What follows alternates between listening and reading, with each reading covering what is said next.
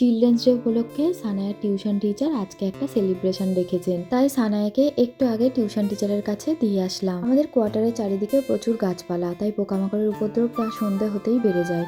তাই ধুনো জ্বালিয়ে দিলাম আর এখন যাচ্ছি রান্নাঘরে। আর বন্ধুরা, তোমরা সকলে কেমন আছো? আশা করি সবাই খুব ভালো আছো।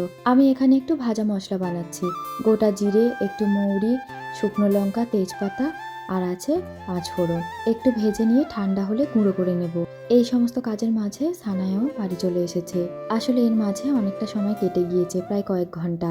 সানায়া না আজকে প্রচুর গিফট পেয়েছে চিলড্রেন্স ডে এর জন্য। সানায়ার টিউশন টিচার কিছু গিফট দিয়েছেন, আর আমার সামনে যে আন্টি থাকেন উনি কিছু গিফট দিয়েছেন। সব থেকে বড় হলো আদর আর ভালোবাসা। সানায়াকে না আমাদের এখানে প্রত্যেকে খুব ভালোবাসেন, অনেকটা আদর আর ভালোবাসা পেয়ে থাকে ও। এখন আবার রান্নাঘরে আসলাম ছোলা চাট বানাবো তার জন্য। তখন সেই ভাজা মশলাটা বানিয়েছিলাম না এই ছোলার চাটের জন্য। আজকে সকাল থেকেই ভাবছিলাম সানায়ের জন্য কি করা যায়, সানায়ের যেটাতে খুব ভালো লাগবে। তারপরে ওর পাপা আর আমি ডিসাইড করলাম সানায়ের যেটা ভালো লাগবে, চলো তাহলে সেটাই করা হোক। আমরা তিনজন একসঙ্গে বসে সময় কাটাই। এখানে চাট বানানো হয়ে গেছে, সানায়ের জন্য একটু চিপস নিয়ে নিয়েছি।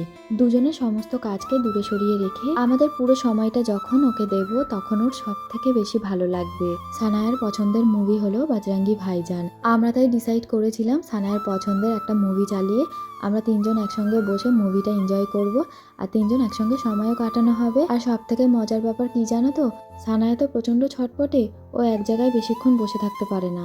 তবে এই মুভিতে মুন্নিকেও এত পছন্দ করে, এই মুভিটা যখনই দেখে একদম শান্তভাবে চুপচাপ বসে বসে মুভিটা দেখতে থাকে। বন্ধুরা, ব্লগটা কেমন লাগলো জানিও। দেখা হবে পরের ব্লগে।